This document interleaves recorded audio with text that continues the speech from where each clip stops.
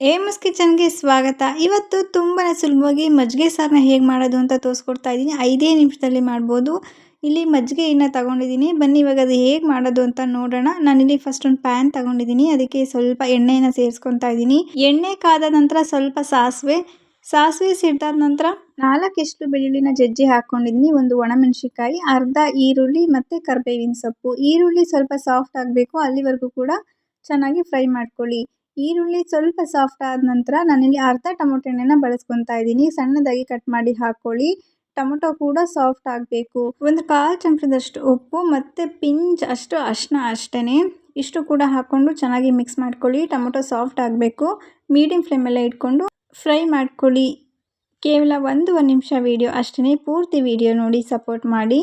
Tomato soft ಆದ ನಂತರ ನಾನು 1/4 ಚಮಚದಷ್ಟು ಸಾಂಬಾರು ಪುಡಿನ ಸೇರಿಸ್ಕೊತಾ ಇದ್ದೀನಿ. ಬೇಳೆ ಸಾಂಬಾರು ಪುಡಿ ಸೇರಿಸ್ಕೊತಾ ಇದ್ದೀನಿ. ತುಂಬಾ ಚೆನ್ನಾಗಿರುತ್ತೆ, ಟೇಸ್ಟ್ ಕೂಡ ಅಷ್ಟೇ ಚೆನ್ನಾಗಿರುತ್ತೆ. ಅದು ಬೆಂದಾದ ನಂತರ ಒಂದು 5 ನಿಮಿಷ ಫ್ರೈ ಆದ ನಂತರ ಸ್ವಲ್ಪ ಕೊತ್ತಂಬರಿ ಸೊಪ್ಪು, ಹಾಗೆ ಒಂದು 5 ನಿಮಿಷ ಕೈ ಆಡಿಸ್ಕೊಂಡು ಗ್ಯಾಸ್ ಆಫ್ ಮಾಡಿಬಿಡಿ ಅಷ್ಟೇ. ನೆಕ್ಸ್ಟ್ ಇದನ್ನು ಮಜ್ಜಿಗೆಗೆ ನಾನು ಸೇರಿಸ್ಕೊತಾ ಇದ್ದೀನಿ.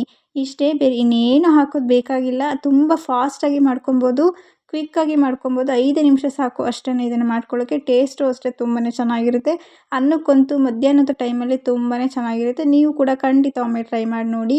ಈ ಬಿಸಿಲಿಗೆ ಸೂಪರ್ ಆಗಿರೋಂಥ ಸಾಂಬಾರು ಇದು. ನೀವು ಕೂಡ ಟ್ರೈ ಮಾಡಿ. ಈ ರೆಸಿಪಿ ನಿಮಗೆ ಇಷ್ಟ ಆಗಿದ್ರೆ ಸಬ್ಸ್ಕ್ರೈಬ್ ಮಾಡಿ, ಸಪೋರ್ಟ್ ಮಾಡಿ. Thank you for watching.